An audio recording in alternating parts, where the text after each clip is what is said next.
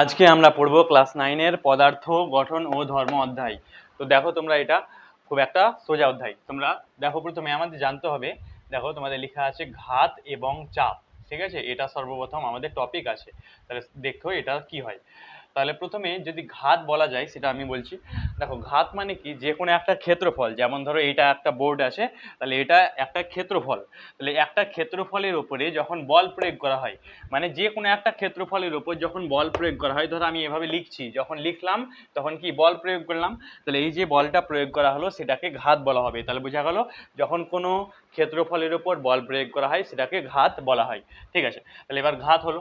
এবার দেখো চাপ মানে কি। তাহলে চাপ মানে কি হবে, যখন সেই যে ক্ষেত্রফলটা আমরা ধরলাম সেটা একটা নির্দিষ্ট ক্ষেত্রফল হবে, ঠিক আছে? নির্দিষ্ট মানে কি, ধরো আমি এভাবে একক, মানে ধরো 1 মিটার, এটাও 1 মিটার। তাহলে যখন একটা নির্দিষ্ট ক্ষেত্রফল থাকবে, মানে একক ক্ষেত্রফল থাকবে, একক মানে কত, এসআই এককে 1 মিটার আর সিজিএসে 1 সেন্টিমিটার স্কোয়ার হবে ক্ষেত্রফল যেহেতু। তাহলে এবার দেখো এটা 1 মিটার স্কোয়ার, এটা বা সেন্টিমিটার স্কোয়ার 1। তাহলে এবার এটার মধ্যে যখন কোনো বল প্রয়োগ করা হবে, একটা নির্দিষ্ট যখন ফিক্স থাকবে কোনো ক্ষেত্রফল, তখন সেটাকে বলা হবে চাপ। আর যদি ফিক্স না থাকে, মানে একটা কোনো ক্ষেত্রফল যদি ফিক্স না থাকে, সেটাকে ঘাত বলা হবে। তাহলে ঘাত এবং চাপের মধ্যে ডিফারেন্স কি, যখন কোনো নির্দিষ্ট ফিক্স থাকবে না কোনো ক্ষেত্রফল, সেটাকে বলা হবে ঘাত, এবং যখন একটা নির্দিষ্ট এরিয়া ফিক্স থাকবে সেটাকে বলা হবে চাপ, ঠিক আছে? এবার তোমরা জানো যে দেখো চাপ মানে, আমরা জানি চাপ মানে কি, চাপ সমান হয় একক ক্ষেত্রফলের ওপর প্রযুক্ত বল, তার জন্য হয়ে যায় বল বাই ক্ষেত্রফল। তাহলে কি বললাম, চাপ সমান কি হয়, বল বাই ক্ষেত্রফল। এই সূত্রটা তোমরা লিখে নাও, ঠিক আছে? আর যদি তোমরা চাপ কাকে বলে সেটা লিখতে চাও, তো আমি লিখে দিচ্ছি, তোমরা লিখে নাও। লেখো একক ক্ষেত্রফলের ওপর লম্বভাবে প্রযুক্ত বলকে চাপ বলে। তাহলে এটা আমি এমনি জাস্ট সাধারণ চাপ কাকে বলে সেটা বললাম। আর ঘাত যদি বলা হয়, তাহলে কোনো ক্ষেত্রফলের উপর লম্বভাবে প্রযুক্ত বল, ঠিক আছে, সেটাকে চাপ ঘাত বলে। এবার দেখো ঘাত যেটা আছে সেটা এক প্রকারের বল, তার জন্য ঘাতের একক কি হবে, আমরা জানি বলের একক কি হয়, নিউটন এসআইএ এবং সিজিএসএ ডাইন, তার জন্য ঘাতের এসআই একক নিউটন এবং সিজিএস একক ডাইন, ঠিক আছে? তাহলে এবার দেখো যে চাপ সমান বল বাই ক্ষেত্রফল, সেখান থেকে আমরা চাপের যে ইংরেজি যদি লিখি প্রেসার, বলের ইংরেজি ফোর্স এফ, আর ক্ষেত্রফলের এরিয়া এ, তার জন্য পি সমান এফ বাই এ, ঠিক আছে? এবার এখান থেকে ধরো আমরা এককগুলো বা মাত্রা বার করি। তাহলে চাপের একক বা মাত্রা যখন বার করব, তাহলে এখানে আছে বল, বলের একক কি হয় নিউটন, এখানে আছে ক্ষেত্রফল, একক কি হয় মিটারের স্কোয়ার, তাহলে এটা নিউটন পার মিটার স্কোয়ার, এটা কি হবে এসআই একক, সিজিএস একক কি হবে, নিউটনের জায়গায় কি হয়ে যায় ডাইন, তাহলে ডাইন পার সেমি স্কোয়ার, এটা হবে সিজিএস একক। তাহলে এসআই একক এবং সিজিএস একক আমরা এই সূত্রের সাহায্যে বার করতে পারবো, ঠিক আছে? এবার দেখো এখান থেকে আমরা মাত্রা যেটা আছে বার করব। তাহলে চাপের মাত্রা কি সেটা বার করব, তারপর আমরা দেখব যে চাপ কি কি বিষয়ের উপর নির্ভর করে। তাহলে এবার দেখো চাপের মাত্রা, তোমরা এগুলো ভালোভাবে নোট করে নিবা, ঠিক আছে? এগুলো তোমরা নোটের আকারে লিখে নিবা। তাহলে চাপের মাত্রা কি হবে, দেখো বল বাই ক্ষেত্রফল। তাহলে আমরা জানি ওপরে হবে কি, দেখো বলের মাত্রা, ওপরে হবে বলের মাত্রা, আর নিচে আসবে কি ক্ষেত্রফলের মাত্রা।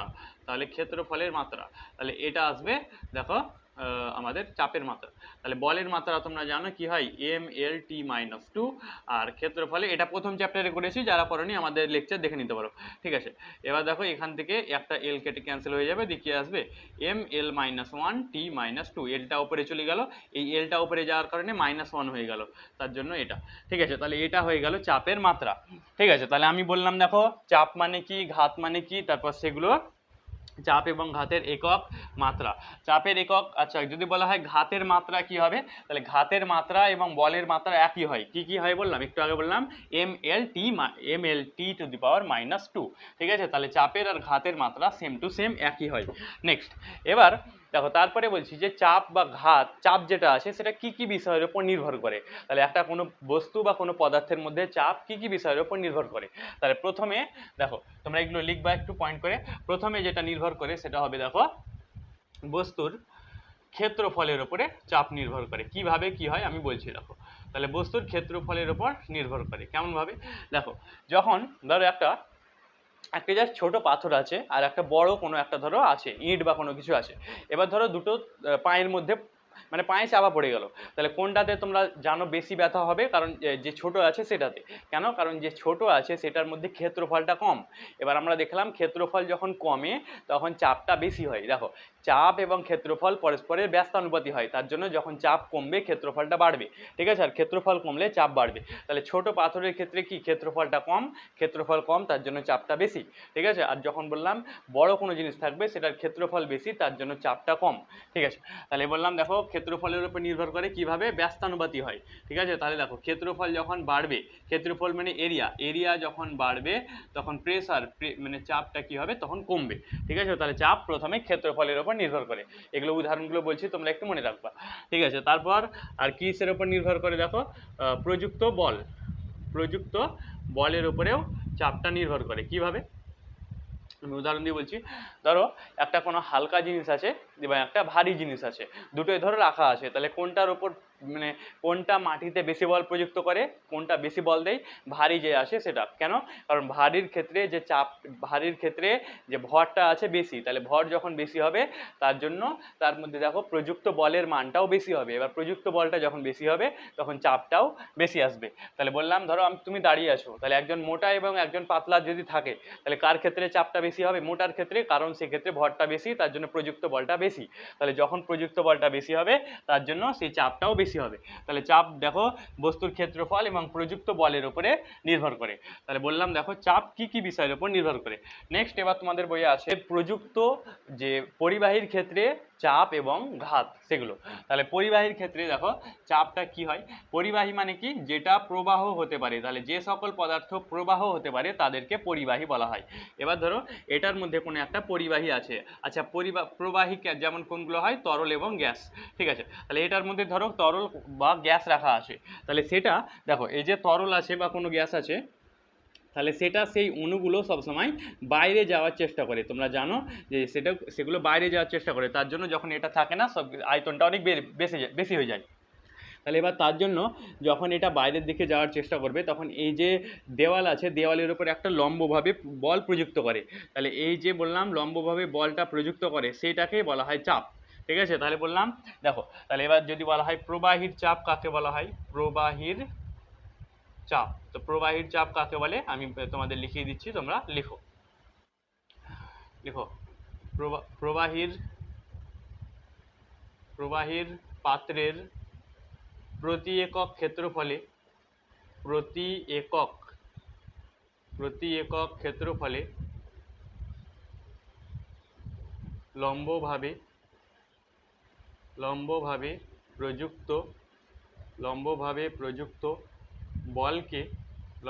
প্রযুক্ত বলকে প্রবাহীর চাপ বলে।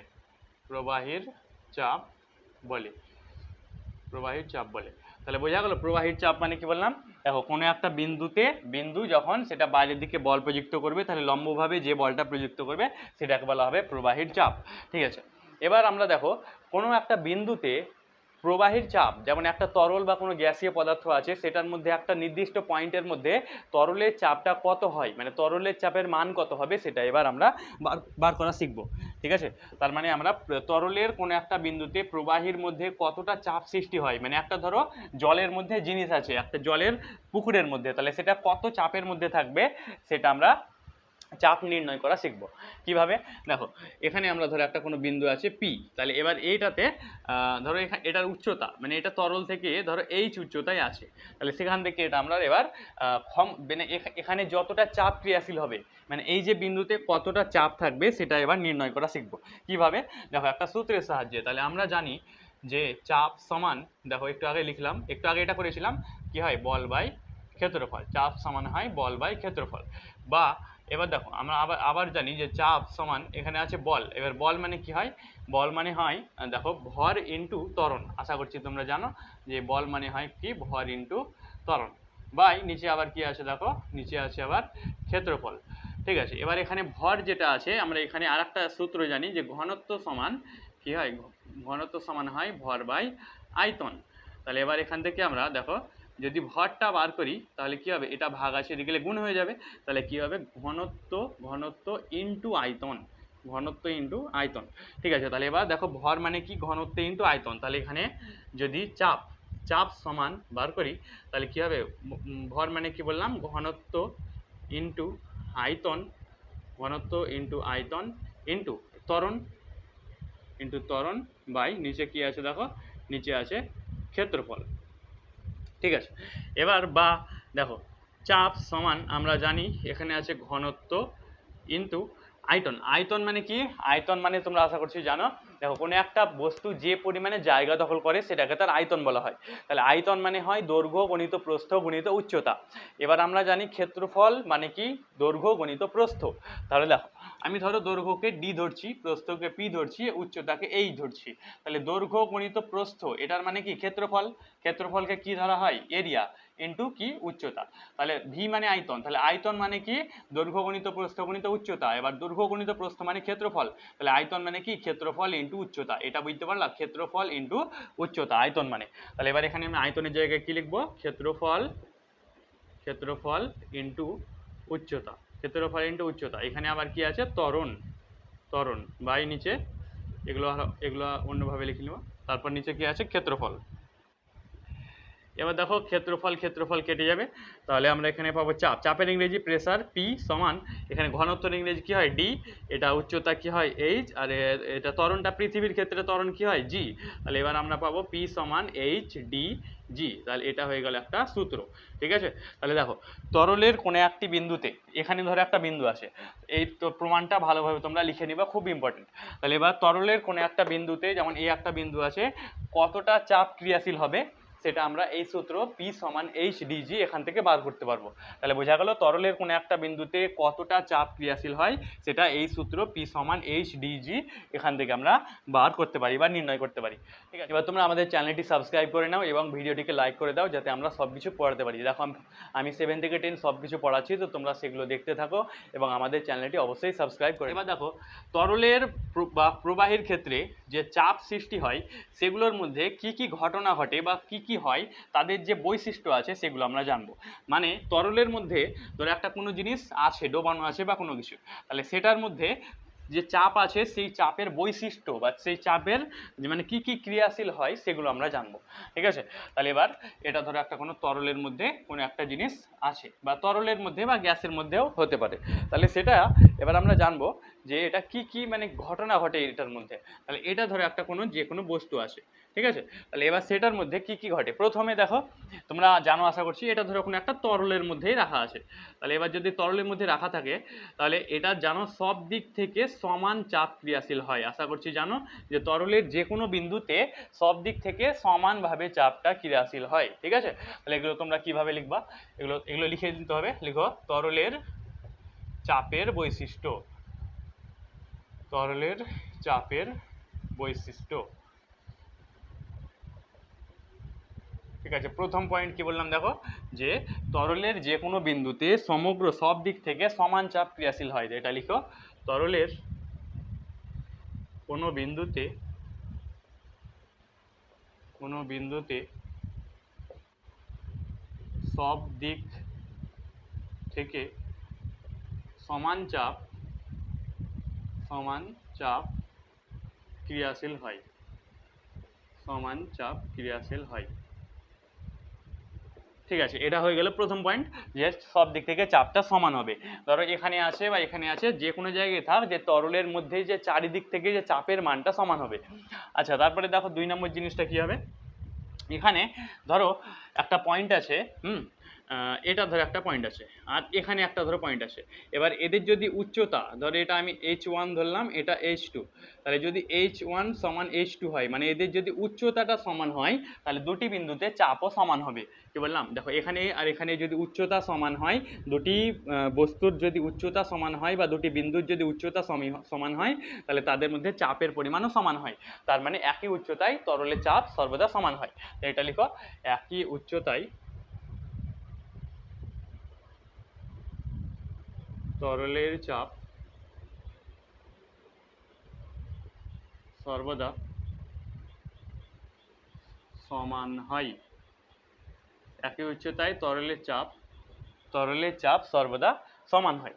তাহলে বললাম দেখো, যখন তরল একই উচ্চতার মধ্যে থাকবে তাহলে তাদের মধ্যে যে ক্রিয়াশীল চাপ, এটা যদি উচ্চতা সমান হয় তাহলে তাদের মধ্যে যে ক্রিয়াশীল চাপ সেই চাপটাও কি হবে, সমান হবে। ঠিক আছে, এটা নেক্সট। এবার দেখো 3 নম্বর আর একটা পয়েন্ট লিখবো। যখন এই যে তরলটা আছে সেটার মধ্যে ধরো গভীরতা বাড়লো, ধরো একটা কোনো জিনিস আছে সেটা ধরো পুকুরের নিচে মানে জলের নিচে যত যাবে তত কি হবে, চাপের পরিমাণটা বাড়বে না কমবে, অবশ্যই বাড়বে। তাই যত গভীরতা বাড়বে বা উচ্চতা বাড়বে, তরলের ক্ষেত্রে গভীরতা যখন বাড়বে তখন সেটার মধ্যে কি যে চাপের পরিমাণটা আছে সেটা বেশি হবে, আর যখন ওপরে যাবে তখন চাপের পরিমাণটা কমতে শুরু করবে। তাহলে লিখো, তরলের গভীরতা বৃদ্ধিতে তরলের গভীরতা বৃদ্ধিতে চাপের পরিমাণ বৃদ্ধি পায়। নেক্সট টপিক এবার দেখো যে বায়ুর চাপ বা বায়ুমণ্ডলীয় চাপ, সেটা আমরা জানবো। তাহলে বায়ুর চাপ বা বায়ুমণ্ডলীয় চাপ মানে ধরো যে কোনো একটা বিন্দু আছে পৃথিবী পৃষ্ঠে, যে কোনো একটি বিন্দুতে বায়ু লম্বভাবে যে বল প্রযুক্ত করে, যেমন ধরো এটা একটা জিনিস আছে, তাহলে এটার উপর বায়ু লম্বভাবে চারিদিক থেকে যে বলটা প্রযুক্ত করে সেইটাকে বলা হয় বায়ুর চাপ। ঠিক আছে, তাহলে এবার বায়ুর চাপ তোমরা লিখতে পারো, তারপর আমি বলছি বায়ুর চাপ কিভাবে পরিমাপ করা হয়, কি হয় সেগুলো। ঠিক আছে, তাহলে বায়ুর চাপ দেখো, লিখো তোমরা, পৃথিবী পৃষ্ঠের কোনো একটি বিন্দুতে বায়ু লম্বভাবে যে বল প্রযুক্ত করে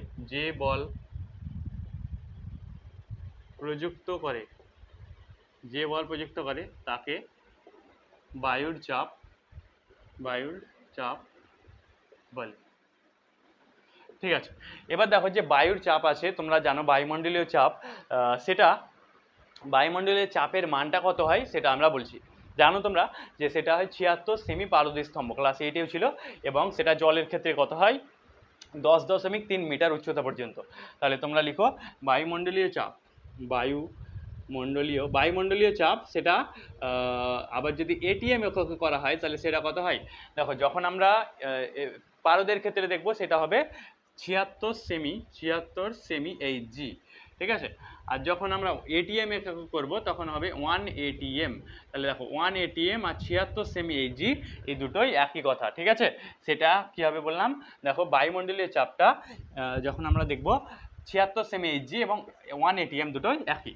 ঠিক আছে, এবার দেখো যে বায়ুর চাপ তোমরা জানো একটা যন্ত্রের সাহায্যে পরিমাপ করা হয়। ঠিক আছে, সেই যন্ত্রটার নাম কি, দেখো সেই যন্ত্রকে বলা হয় ব্যারোমিটার। এবার তোমরা ব্যারোমিটারের ছবি তোমাদের একটু বইয়ে দেখে নাও, হ্যাঁ, কারণ আমি বোর্ডে যদি আঁকে অনেক সময় লেগে যাবে। তোমরা দেখো বইয়ের মধ্যে ব্যারোমিটারের একটা ছবি দেওয়া আছে। ঠিক আছে, তো সেই ব্যারোমিটারের মধ্যে বায়ুর চাপ পরিমাপ করা হয়।